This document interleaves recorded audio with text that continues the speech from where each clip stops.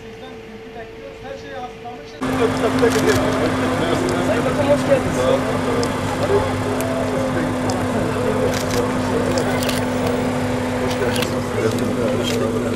Size hoş geldiniz.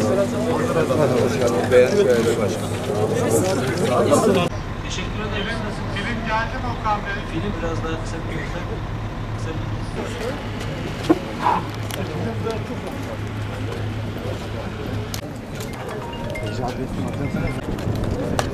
Devam edelim arkadaşlar.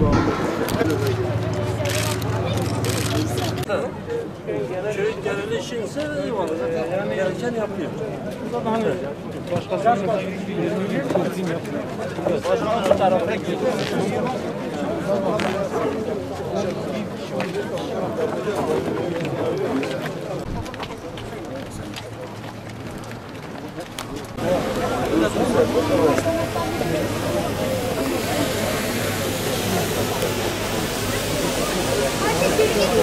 Değerli misafirler, sizlere en kalbi duygularımla, muhabbetle selamlıyorum.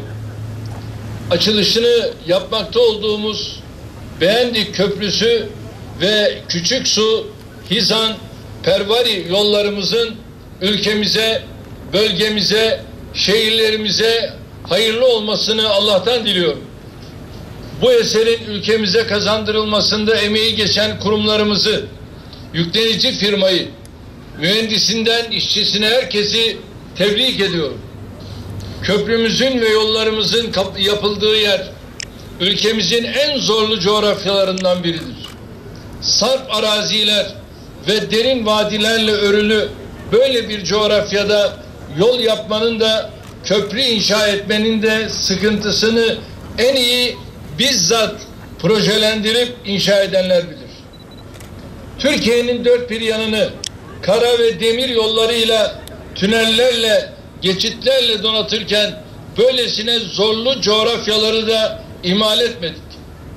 Mücadeleden kaçmak yerine tabiatın zorluklarının üstesinden gelmeyi tercih ettik. Böylece 72 kilometrelik bir yol ve onun güzergahında yer alan 165 metrelik Beğendik Köprümüz inşa edildi. Köprüye adını veren Beğendik belgesi, Siirt, Şırnak, Van ve Bitlis'in kavşak noktası olması ile jeostratejik bir konuma sahip.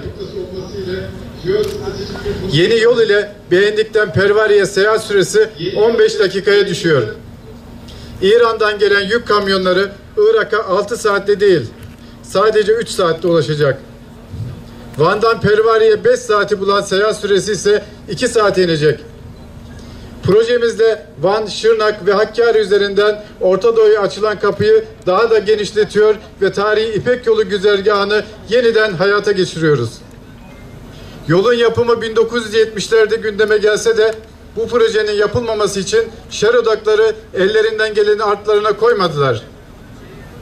Bu projede emek veren çalışanları korkutarak vazgeçirmek için sayısız tehdit savurdular. Biz de milletimizden aldığımız güçle yılmadık, tehditlere kulak asmadık. Nihayetinde bugün bu dev eseri hizmete açmanın mutluluğunu yaşıyoruz. Bu köprü her şeyden önce kalpleri birleştirsin, kalpten kalbe kardeşlik köprüleri kursun diye yapıldı. Allah'ın izniyle artık korkarak çıkılan yolculuklar tarihe gömülüyor, gözyaşları içinde geçilen Botan Çayı güle oynaya ve türkü söyleyerek geçiliyor.